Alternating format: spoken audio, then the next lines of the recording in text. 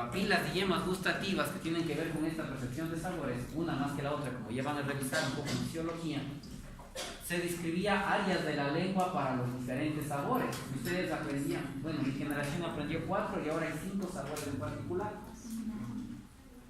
El dulce, salado, ácido, amargo y el umami, que es más que exquisito. Umami es una palabra japonesa. Y se describió que cada receptor no tiene especificidad por un sabor en particular, sino que depende de la intensidad de la sustancia química que lo estimula y puede estimular a todos. Así que ya no es que hay una región para el dulce, una región para el salado, no, sino todos, todo. En la 8ª semana es donde empiezan a verse las papilas linguales. Y no será hasta un mes después, más o menos, entre 11 y 13 semanas, cuando empiecen a verse las yemas que están dentro de esas papilas. Les he puesto en orden de aparición según lo más aceptado. O sea que las papilas circunvaladas son las que primero aparecen a lo largo de la 8ª semana. Y conforme avanzan los días, las filiformes serían las últimas en aparecer. En ese orden les he colocado. ¿Hecho? Cada una de ellas tiene una distribución anatómica en particular. Ustedes estudiaron en el tema anatómico. Como les mencioné, un mes después, casi entre 11 a 13 semanas, aparecen en cambio las yemas gustativas dentro de esas papilas. Esas sí son las más responsables del tema percibir sabor. Miles de esas estructuras. Y aquí viene el dolor de cabeza de las pruebas. Cuando a usted le ponen el piercing en la parte anterior de la lengua, va a llegar, por más anestesia que le pongan, un mensaje de dolor por el acto quirúrgico que se ha metido. Y si usted percibe dolor, significa que se estimuló un nervio en particular. Y si las yemas linguales laterales son las que forman la parte anterior de la lengua, y estas eran tumefacciones del primer arco, ¿qué nervio creen que se estimuló? 5. Trigémino. Perfecto.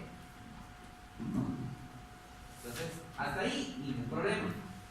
Pero digamos que ustedes se pegan, es clásico almuerzo de estudiante de medicina, un lunch. Al menos una vez por semana les veo cargando ese veneno. Ya va a ver por qué. Más de los provinciales. El lonchis y un montón de estos productos en el Ecuador están compuestos o tienen dentro de sus componentes algo llamado L-glutamato. Y el L-glutamato es la sustancia química que más estimula al sabor umami, al exquisito. Ahí se explica un poco la adicción al lonchis y toda esta película. Pero si usted va a las listas de sustancias cancerígenas que están publicadas a nivel mundial, adivinen qué está en esa lista. El glutamato. Pero sí dice el glutamato.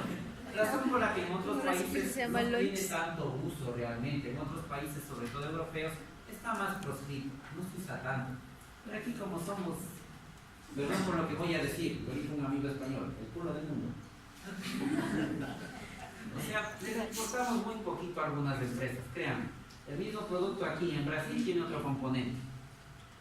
En fin. Entonces, si estimulan el sabor en la parte anterior de la lengua, usted dirá, como viene del primer arco, es el mismo trigémino el que estimula, porque se ve estimulado, falso. Ahí lo peculiar, y ahí donde parece que la cópula, algo parece que tendría que ver con la lengua, algo. ¿En qué sentido? A la parte anterior de la lengua se meten fibras del séptimo par, del facial. Entonces, el sabor de la parte anterior de la lengua no es trigémino, es mensajes del facial. Sí, son mensajes del facial. Cuando le ponen el piercing, es el quinto. Cuando se pega el lonchis, es el séptimo. Y usted en anatomía puede ver el nervio específico que está responsable de estas sensaciones. Entonces, lo que dice ahí, sensitivo especial, es sabores, es gusto. Abajo me imagino que está la parte de sensitiva general, o sea, dolor, tacto, presión, temperatura. Y adelante, la flecha roja, aquí debe de decir trigémino. Déjenme ver. Sí, le he puesto trigémino, está bien. Aquí debe estar trigémino. Y en la parte de atrás, la cosa es un poco más amigable. En la parte de atrás, para los sabores, porque hay papilas y yemas, hasta en el paladar, como ustedes van a estudiar en anatomía. El responsable es el glosofaringeo. No creo que alguien se vaya a poner un piercing en la base de la lengua. Tendrían que agarrar un tirabalas de una pinza que se utiliza, agarrar la punta de la lengua y sacarle como a vaca para intentar poner su piercing tan atrás. En fin, si es que a usted se quema, le arde, le duele, le pinchan en la base de la lengua, le da ganas de vomitar, cuando ustedes están aprendiendo a examinar pacientes y meten el bajalenguas, parece que le quieren ver el canal anal por la boca. Porque es increíble. Ustedes meten el bajalenguas, no se le quieren ver. Hay que ver las amígdalas, los pilares, y ya. Se lo meten en ese palo un poco más y se traje el paciente. Y los que no tienen tino hacen que el paciente le vomite. Eso está dado por el noveno. Y si llegan ya más atrás, un poco más, y le están haciendo casi una laringoscopía, el vago, exactamente. Entonces, en las partes de atrás son 9 y 10, que es lo que debe empatar con la flecha roja que se cortó en la parte de abajo de la proyección. En la primera flecha roja está el quinto, en la segunda flecha roja en la parte de atrás está el décimo. Entonces, atrás no hay tanto lío. Si son sabores, si es náusea, si es dolor, tacto, presión, temperatura, 9 y 10 en la parte de atrás. Adelante sí, por Dios. Si es el piercing y todo lo que esto implica, si se quemaron porque el lonchis estaba muy caliente, ¿qué nervio es? 5, se quemó. 5. Pero a pesar del calor, el lonchis sale rico, 7 sabores, 7. En neurología le conocen como inervación sensitiva especial. Lo general está dado por los otros nervios. ¿Hecho? La distribución de las diferentes papilas, circunvaladas más atrás, las foliadas a los lados, las puntiformes más adelante y las filiformes están también en la parte de los bordes. Y creo que con eso acabamos el tema de formación de lengua y usted ya no se me va a arriesgar a poner un piercing en las partes laterales. Bien, cuando usted revise la cavidad oral va a ver que hay glándulas salivales ya prácticamente no, de dos tipos, por su tamaño y distribución. Las llamadas mayores están en pares, parótidas submaxilar sublingual, y las llamadas menores, sumamente chiquitas, en gran cantidad a lo largo de la boca, que adoptan nombres según su distribución. O sea, puede estar en la boca, en el paladar, entre la lengua y el paladar, cerca de los molares, por los labios y por la lengua como tal, en la mucosa. Entonces, esas glándulas mayores y menores. Tanto las mayores como las menores comparten algo. Lo que comparten es la morfogénesis, o sea, su formación. Cuando lean su libro de Arteaga II, por ahí va a decir algo que se conocía antes, que las parótidas son de origen del ectodermo de la boca, del epitelio bucal que está más adelante, y que la submaxilar y sublingual se decía antes que venían del endodermo, del epitelio de la boca que está más atrás. Pero su mismo libro aclara, algo que también ya se sabe hace algunos añitos, que las tres son engrosamientos del ectodermo que está formando gran parte del epitelio de la boca. Las tres. Por eso ahí dice morfogénesis ectodermo. Son responsables de que nazcan los conductos, los acinos y las células mioepiteliales, sobre todo de las glándulas salivales mayores. CCN, ¿qué era? Yo uso ese defecto por esquema de espacio, porque ya me ha quedado de ustedes. Ustedes en la prueba tengan la amabilidad de poner cresta neural. Esas células se encargan de formar el tejido conectivo y algunos precursores neuronales para la inervación de estas glándulas salivales. De hecho, concretamente células del sistema simpático. Ya veremos el tejido nervioso, como la cresta neural forma los troncos simpáticos y parasimpáticos. Todo el ganglio periférico viene de cresta neural.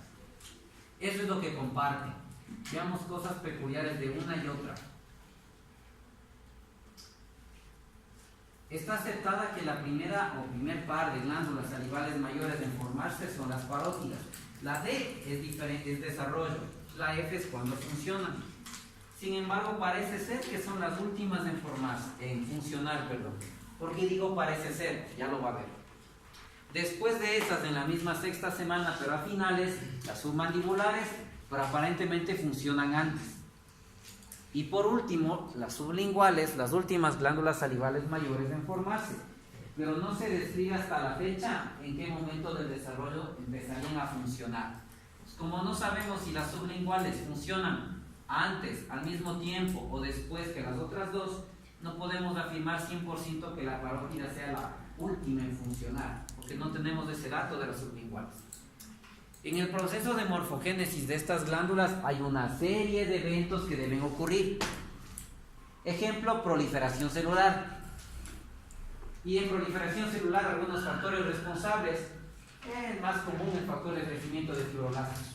Hay otro factor de crecimiento asociado a plaquitas, pero el de fibroblastos es el más común.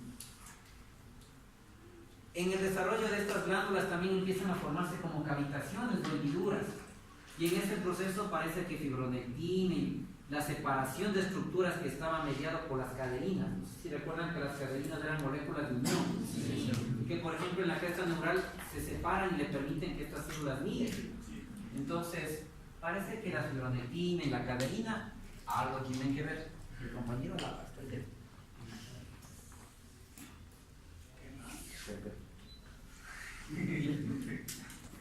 Estas células también tienen que diferenciarse, tienen que migrar, y parece que en la migración, si te das un poco de memoria en el capítulo de morfogénesis, había unas proteínas que permitían que las células se muevan, que están en el músculo. El músculo es un ejemplo típico, pero también hay en otros lados. ¿Qué proteínas permiten contractilidad? Parece que moléculas de miocina especiales tienen algo que ver con el movimiento celular. Y obviamente durante el desarrollo de estructuras hay células que tienen que morir porque ya no son útiles. Así que hay el proceso de apoptosis también. Entonces miren, ahí está, migración, miocinas. Las integrinas son como receptores que permiten que estas moléculas se peguen y le permiten desplazarse a un grupo de células o células. Y ese sería el resumen de la morfogénesis general. Salud. Parece que sí vamos a alcanzar, y con esto les termino de procurar hoy. La última estructura de la cavidad oral. Parece propaganda de consultorio odontológico.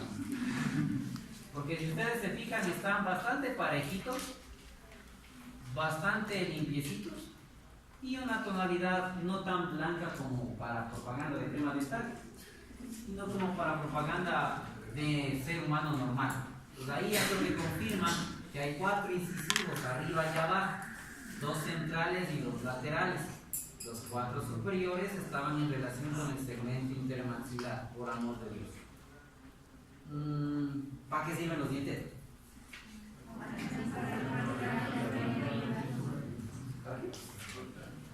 Toda una serie de movimientos involucrados en el proceso de digestión. ¿Para qué más? Vale, tiene una función estética, por eso este hombre está gastando en los breakers. ¿Qué más? Todas las funciones de masticación. ¿Para qué? Un poco en el tema de la pronunciación y la fonación, ¿vale? Tiene algo que ver en la fonación. Un adulto mayor chimuelo no habla igual que cuando se pone la prótesis dental. ¿Qué más?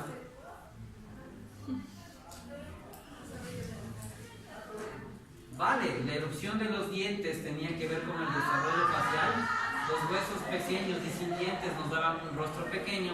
Huesos más grandes con erupción dental modifican nuestro rostro. Perfecto. ¿Algo más?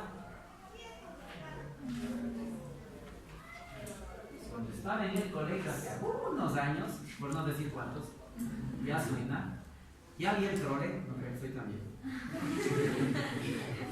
No sé si sigue habiendo esa parada, me parece que sigue habiendo la parada de la Plaza del Teatro, muy cerca de la Plaza Grande. Chévere, disculparán, pero eso sí, el trole hacia el sur hace tiempo que no le cojo. Nos bajábamos con mi hermano y mis amigos, y se bajaron unas señoritas de un colegio, pero lo peculiar no fue que se bajen del trole como cualquier individuo, sino que una de ellas le agarró a la otra de los pelos y empezó una batalla campal que ni la policía pudo separarla. Incluyó puñetes, patadas, arañazos y mordidas.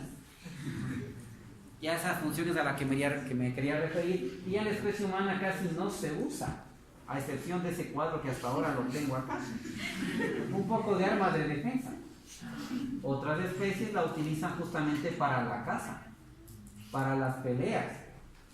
E insisto, exceptuando ese cuadro que me queda hasta la fecha, no creo que ustedes, salvo que algún baboso quiera pasarse de listo, nada mejor que y se salvan, ¿no es cierto?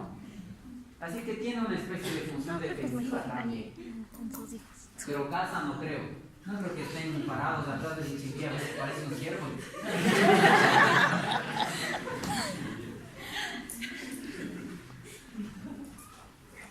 ¿Cuántos dientes tenemos? Por ahí algunos dijeron 30, por ahí algunos dijeron 32. Y en alguna ocasión alguien me dijo 28. ¿Y saben qué es lo curioso? Que todos podrían tener razón. Ya van a ver por qué. ¿Cuántos dientes tenemos durante la infancia? Eso es más constante. Bien, 20. 10 arriba, 10 abajo. Estos dientes primitivos tienen un nombre en particular. Son la dentición primaria o dientes deciduos, tradicionalmente conocidos como dientes de leche. Que yo sepa, los dientes no están formados de leche. Que la leche le da algún componente que le sirve para la parte ósea, puede ser, pero los conocemos como dientes de leche. Y obviamente la dentición permanente o definitiva o secundaria de estos 28, 30, 32. Insisto, ya van a ver por qué podrían tener razón. Capas embrionarias que me ayudan a formar los dientes. Los dientes están anclados o emergen, por decirlo de otra manera, de las encías. Y las encías están tapizadas por una mucosa. ¿Y esta mucosa de qué origen será? Ectodérmica, porque está hacia la parte de afuera, ¿cierto? De la B lingual o surco terminal para adelante. Entonces, ese ectodermo que tapiza las encías tiene que ver con el desarrollo de los dientes. 1. 2. Usted aprendió, no sé si listo, no sé si ya lo vieron, que aquí se encuentran de los tejidos más fuertes del cuerpo. Aunque las caries les hagan lo que sea, pero se habla de los tejidos más fuertes del cuerpo. Si vienen o tienen una estructura sólida, muy parecida al hueso, por decirlo así, la cresta neural tendrá algo que ver. Y como los dientes nacen o emergen de los huesos, aparentemente el mesodermo de la cara algo tendría que ver. Ya vimos que el mesodermo tiene algunos orígenes. Si preguntan los más importantes, ectodermo y cresta neural. Y entre paréntesis está puesta una palabra gigante. Parece que el responsable de la inducción y la formación del diente, las células de la cresta neural, antes que el ectodermo mismo. Conclusión: cualquier factor que altere el la cresta neural, también me puede dar anomalías dentales. Si hay un niño o niña con anomalías craniofaciales, es probable que tenga también anomalías de dientes. O sea, no esperen sonrisa colinos con un defecto facial. Varios factores moleculares. Es raro que les pregunte, que yo me acuerdo de doctor Herrera, y doctor Herrera nunca les pregunté los factores moleculares del diente. Lo único que sí se sugiere es que parece que los factores moleculares que tienen que ver con el desarrollo de los dientes, algo tienen que ver con la erupción de los mismos. Es de las teorías más aceptadas. Empecemos a ver cómo aparecen los dientes. Gráfico de su libro. Lo que está en azul, ectodermo. Y lo que están viendo en azul, en este gráfico A, por ejemplo, tiene que ver con el ectodermo que tapiza la encía. Y este ectodermo se engruesa a lo largo de toda la arcada dentaria superior e inferior. A lo largo de toda ella. Y se le conoce como lámina dental. No es como se ve en el gráfico B o parece mostrarnos el gráfico B, que la lámina dental es solo una pequeña área en la parte de la encía superior e inferior. No. La lámina dental sería como que todo el techo, la parte superior que tapiza la encía superior y la encía inferior. ¿Y qué tiene de importante la lámina o láminas dentales? Si se fijan en el gráfico C, aparecen unas yemitas, tanto arriba como abajo. Esas yemitas serán los precursores de los dientes, arriba y abajo. por lo tanto su nombre de yema dental. ¿Cuántas yemas dentales deben formarse prenatalmente? Tantas como dientes de leche tenga usted. Así que en teoría deberían formarse 10 de arriba y 10 de abajo. Ya vamos a hablar de las yemas de los dientes definitivos, que es otra cosa. Pero los dientes de leche, entre comillas, empezarían así. ¿Cuándo está ocurriendo esto? Etapa embrionaria. Está ocurriendo en la etapa embrionaria. Si usted se fija en el gráfico D, es un aumento de la yema dental. La yema dental está aquí, la lámina dental está por encima, y abajo el tejido de la cresta neural, que es el inductor de la formación de un diente. El diente pasa por algunas etapas. Esta es la primera, la etapa de esbozo o yema de diente, donde de diente no tiene casi nada.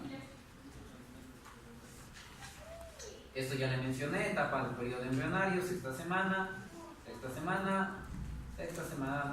de semanas más allá. Después de pasar de la etapa de yema, no sé si notan el gráfico E, ya no es como un saquito, es como que se hubiera abierto, como que se hubiera desdoblado. Después de la de yema, me corrigen el nombre que está en su libro, pasan a una que se conoce como cofia o casquete. No es el nombre que está en el libro, me corrigen por metafaros. ¿Han visto las enfermeras, sobre todo las más antiguas? Porque ya casi las nuevas no usan.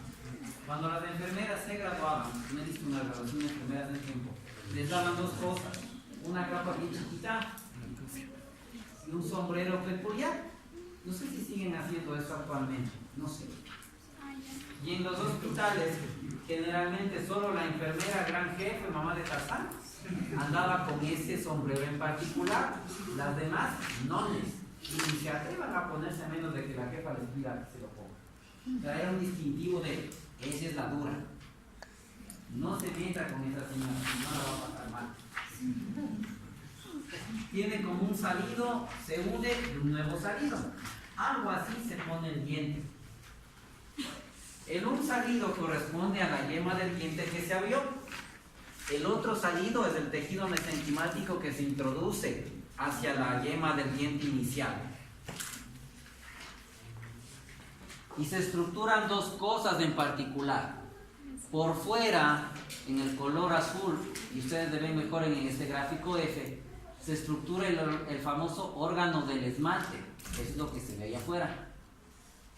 Y en rojo, en la parte central, la famosa papila del diente, de donde en el futuro saldrán los vasos, los nervios, de esta estructura.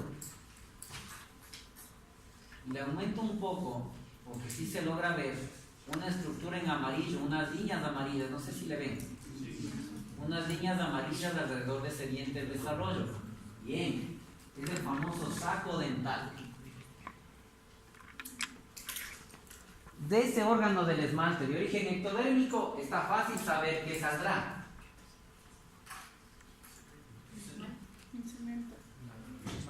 El esmalte. Si dice órgano del esmalte, será porque produce esmalte. En la siguiente etapa, lo que va a ocurrir en el órgano del esmalte es la histodiferenciación, o sea, que aparecerán las células que producen o producirán el esmalte. Pero ahí, el órgano del esmalte será el responsable de formar el esmalte del diente.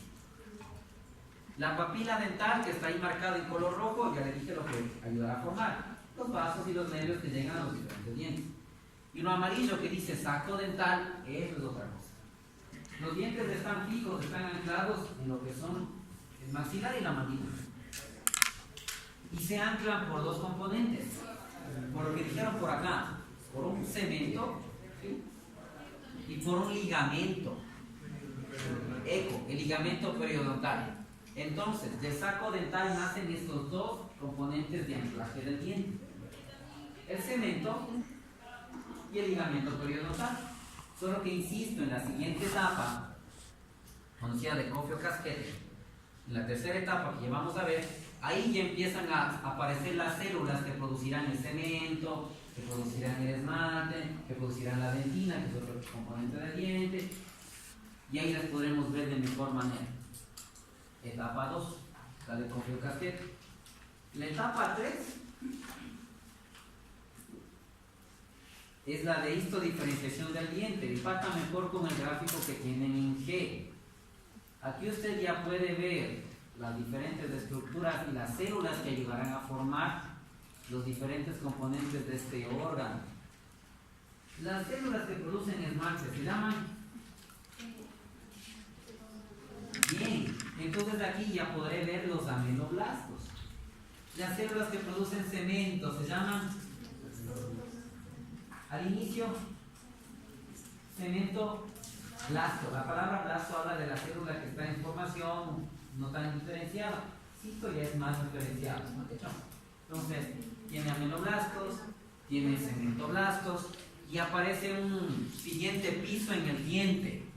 Tienen el esmalte por fuera, el cemento por acá y tienen el otro tejido llamado dentina.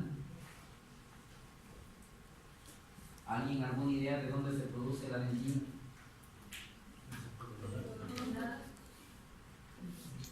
Yema dental ya vimos, la de cofia o caperuza ya está, esto ya le mencioné. La etapa de campana. Ya está lo de ameloblastos que ya mencionamos. ¿De dónde venía la dentina? No sean malvados, está en rojo, grandote ahí. No es del dentinoblasto. El gráfico no empata muy bien. El gráfico que debería estar ahí es el que estaba en G, que les mencioné hace un ratito. Y prácticamente ahí tenemos ya la histodiferenciación del diente. Si ya la pulpa está también formando lo que es vasos y nervios de estas estructuras, la pregunta del millón será: ¿qué filetes nerviosos llegan hasta los dientes? Todos deben haber tenido alguna vez en la vida un dolor de diente. Sí. Nunca. Su papá es odontólogo, seguro.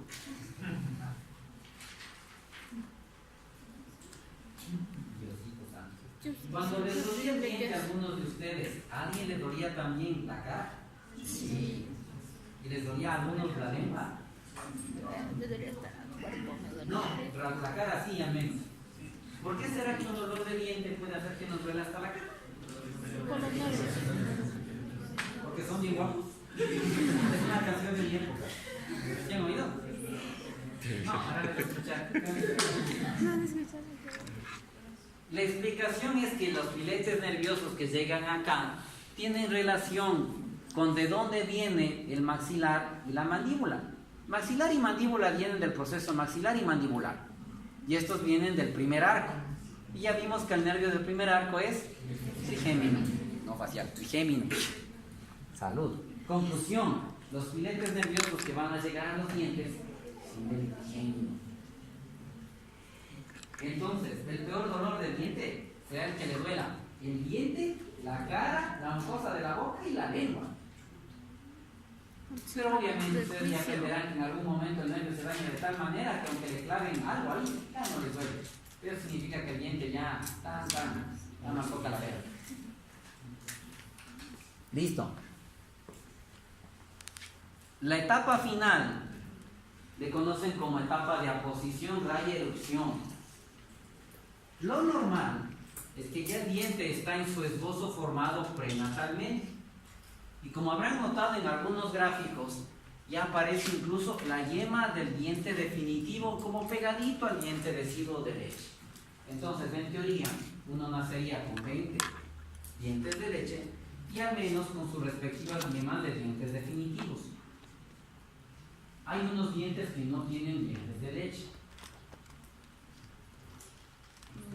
20 menos 32, digamos que es el tope, 12.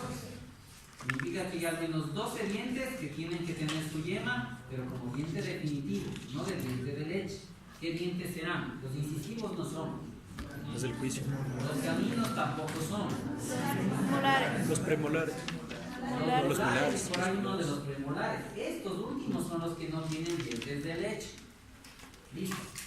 Se acepta que el segundo y terceros molares, es lo más aceptado, segundo y terceros molares, de arriba y de abajo, no se forman sus yemas sino hasta después de nacer. Y hay una razón por la que cuando me dijeron si es que alguien tiene 28, 30 o 32, estarían casi en lo cierto. Hay gente a la que nunca le van a emerger esas muelas. Nunca. Se considera que es algo evolutivo. Estas muelas tuvieron su papel cuando éramos más rumiantes. Cuando mastica, y comíamos comidas más crudas. O sea, se ponían en chililla hace miles de años, se cazaron al tiempo, se comían crudo. La cocción de alimentos dio paso a una eficiencia alimentaria, porque ya no tenían que mastica, sino que el alimento cocinado es más fácil de digerir. Por lo tanto, algunos de estas piezas dentadas carecen ya de utilidad. Así que no es raro que algunos de ustedes lleguen hasta los 28 dientes y los últimos 4, nada. O por ahí solo le aparezcan 2 de estos molares, o sufran con los 4. Y aparecen hasta horizontales, inclinados.